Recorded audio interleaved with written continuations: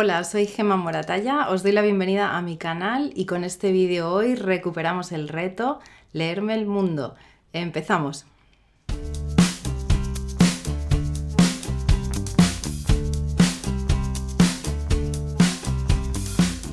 Pues sí, este verano os traigo el reenganche, o si lo queréis decir más bonito, el renacimiento de este reto que inicié hace ya mucho tiempo, reto en el que me he leído libros de dos países, Eswatini y Tayikistán, y hoy os traigo un país mucho más cercano a quienes estamos en la península ibérica, porque por distancia no estamos nada lejos, y es que se trata de Argelia. Parte del reto, tal como me lo propuse, es hacer estos vídeos divulgativos muy cortitos y sencillos sobre los países que van entrando en las lecturas para conocer un poquito más la historia y la literatura de estos lugares y poder así disfrutar mucho más de la lectura que voy a hacer, porque desde luego el contexto siempre da una perspectiva más interesante.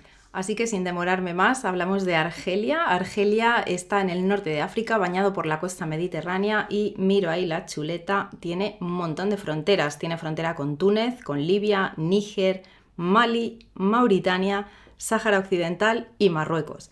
Sáhara Occidental, territorio que es considerado todavía por las Naciones Unidas territorio no autónomo, territorio que reclama su independencia, pero que encontraréis en muchos mapas incorporado a Marruecos porque Marruecos reclama el control de ese territorio. En fin, es un tema geopolítico ahí en el que no me voy a meter, a pesar de que es muy interesante, pero como hoy toca hablar de Argelia, seguimos con Argelia. Otro dato interesante es que Argelia es el país más extenso de todo el continente africano y vais a ver que por su localización, su historia tiene muchísimas conexiones con la historia de España, porque evidentemente es una historia mediterránea, tanto en la antigüedad como en la Edad Media, y vamos a ver ahí muchos puntos en común que para muchos que estáis viendo el vídeo, que seguramente conocéis bastante de la historia de España, pues vais a ver ahí los parecidos y en algún caso diferencias. Argelia es un país que normalmente vamos a conectar en nuestra imaginación con el desierto, y es que el 80% del territorio efectivamente es desértico. Por eso la mayoría de la población se concentra a día de hoy y casi siempre se ha concentrado en toda la franja norte, en toda la zona costera.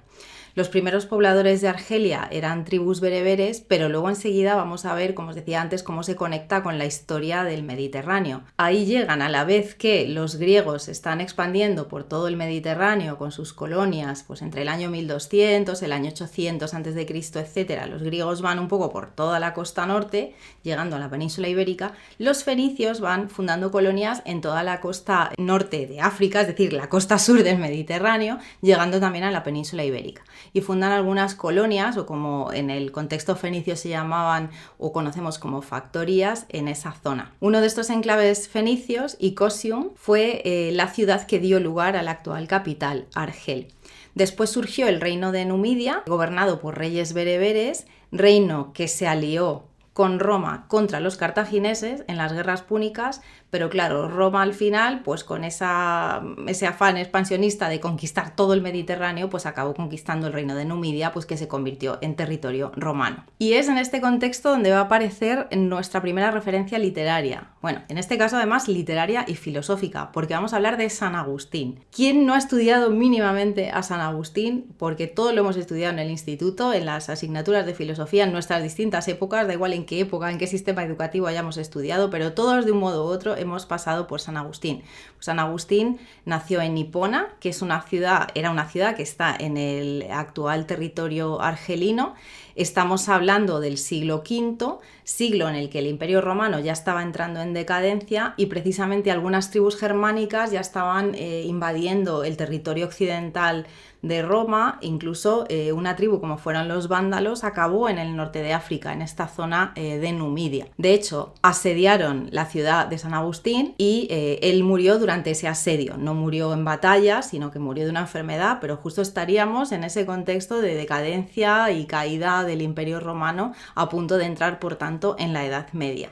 Después, ¿qué ocurre en el Mediterráneo? Pues mientras que se forman distintos reinos germánicos en la zona europea occidental, en la parte oriental del Imperio Romano lo que pervive es una continuidad de ese Imperio Romano que todos conocemos y hemos estudiado como Imperio Bizantino, y en el siglo VI uno de sus emperadores, Justiniano, trató de expandirse y recuperar pues todo lo que había sido el control mediterráneo de Roma, y en esa expansión acabó conquistando territorios del norte de África, incluido este territorio argelino. Y por cierto, también conquistó territorios en el sudeste de la península ibérica. De nuevo, vemos ahí esa conexión entre nuestra historia y la historia de Argelia. La presencia bizantina fue muy breve y lo que nos encontramos en el siglo VII es la expansión y la conquista musulmana, comenzando en la península arábiga, expandiéndose por todo el norte de África y culminando esa expansión en la península ibérica, en lo que iba a ser después Al-Ándalus, pues Argelia,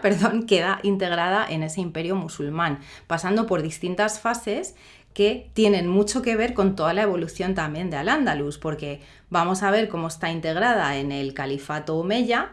En el caso de Al-Ándalus hay una separación, una ruptura con el siguiente califato, o en el califato de la familia Abbasí, pero Argelia sigue como parte del califato Abbasí y luego pues va a estar durante un tiempo también bajo el dominio de los almorávides y los almohades, que también en sus grandes imperios controlaron la península ibérica.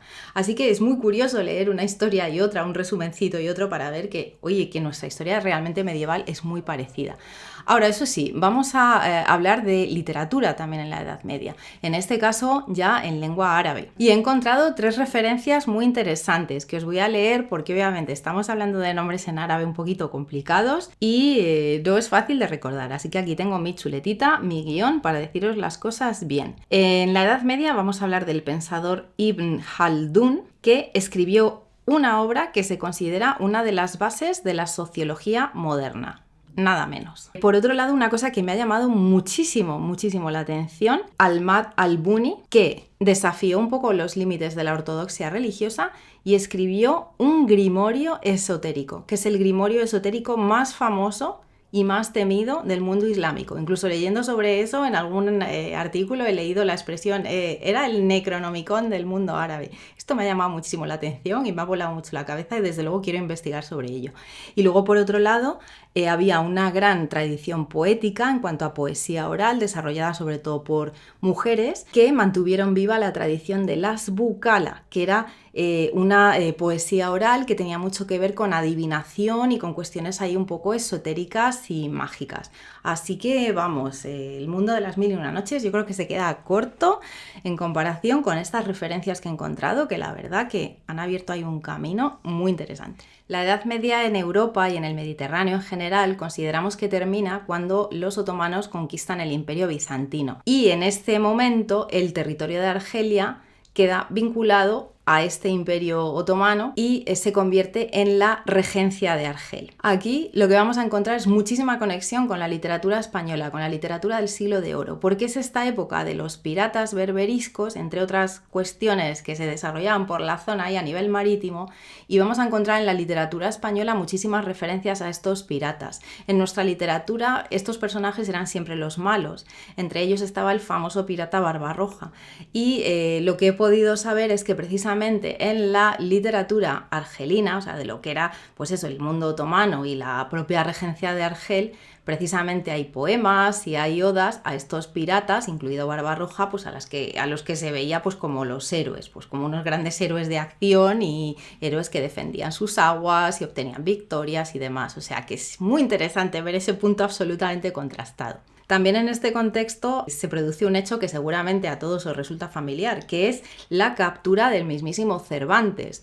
Volviendo del Mediterráneo oriental de hacer unos años ahí de servicio militar, pues es capturado y es retenido en una prisión de Argel durante varios años. Todo este conocimiento, toda esta su estancia en la prisión, sus intentos de fuga hasta que al final le rescatan pagando ahí un rescate y demás, sabemos que ha influido muchísimo en la obra de Cervantes y que estas referencias a Argel, a los piratas, al mundo islámico, en toda la obra de Cervantes está presente y de hecho lo está en el propio Quijote. Hay otro tema que me ha llamado mucho la atención, que es el surgimiento durante esta época de un idioma híbrido, una especie de idioma pirata, que podemos decir, precisamente porque Argel era un espacio por donde pasaba muchísima gente de Oriente, de Occidente, de Europa, de África, y surgió una especie de lengua en los muelles, en los puertos, que mezclaba italiano, español, sintaxis árabe, sintaxis turca, y por lo visto Cervantes durante su cautiverio conoció este idioma y era capaz de hablarlo. Y bueno, aunque la historia no cambia de un día para otro, cuando nos plantamos en el siglo XIX sí que vamos a ver un contexto bastante diferente. Estaríamos ya en una decadencia total de la regencia de Argel y en torno al año 1830 Francia ocupa Argelia, adelantándose un poco a la fase de expansionismo europeo en esa época del imperialismo que tendría su apogeo sobre todo a finales del siglo XIX. Francia fue un poquito por delante en su colonización de África.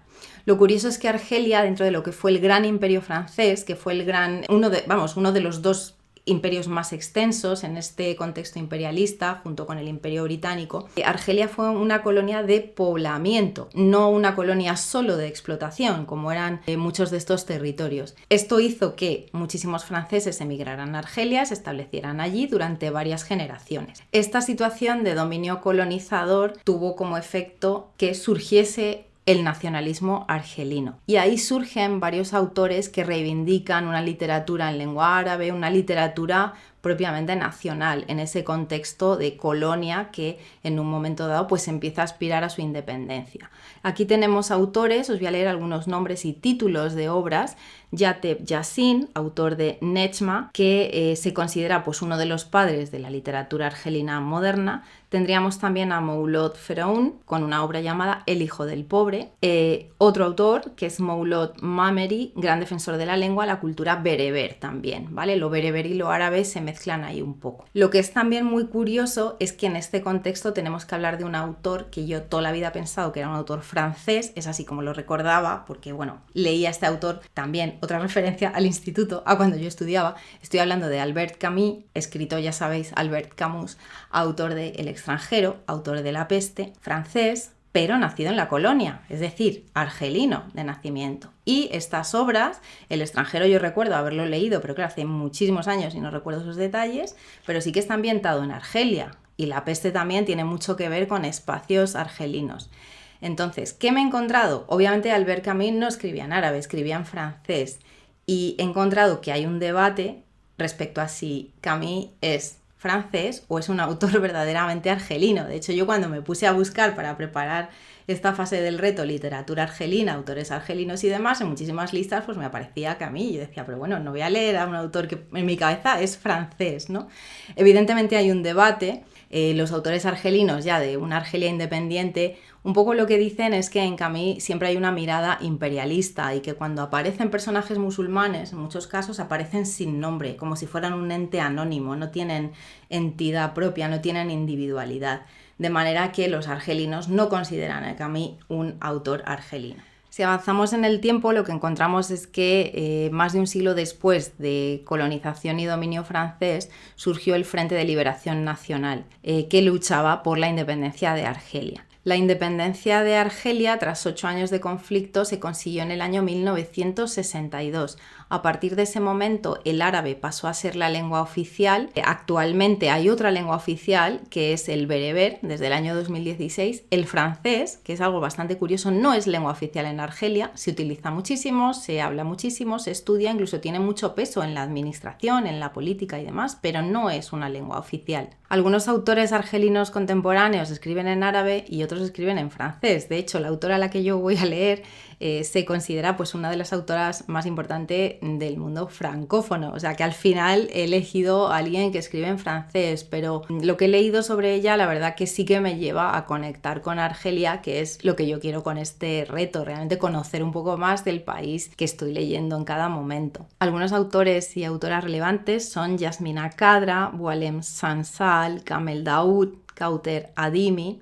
Os pondré varios enlaces y muchos de estos nombres en la descripción del vídeo para que podáis ver cómo se escriben y podéis leer y buscar información sobre ellos. Y la autora a la que yo voy a leer se llama Asia Yebar, con un libro que la verdad es que el título me atrapó. Entonces cuando estuve investigando para elegir lecturas me quedé muy pillada con este título, como veis, El amor, la fantasía. Me llamó la atención el título, también me atrajo la idea de leer a una autora en lugar de un autor, y os cuento un poquito lo que sé hasta ahora de Asia Yebar, que desde luego os podré contar más una vez que lea el libro y haga el vídeo correspondiente a la reseña de esta lectura. Como os decía antes, Asia se considera muy importante dentro de la literatura en francés. Fue la primera autora magrebí aceptada como miembro de la Academia Francesa. Esto me parece muy interesante. Este libro es del año 1985 y ¿qué me llamó la atención aparte del título? Pues que es una especie de autobiografía, pero que mezcla también con documentos históricos, con voces de otras mujeres que cuentan un poco lo que es la conquista francesa, la descolonización,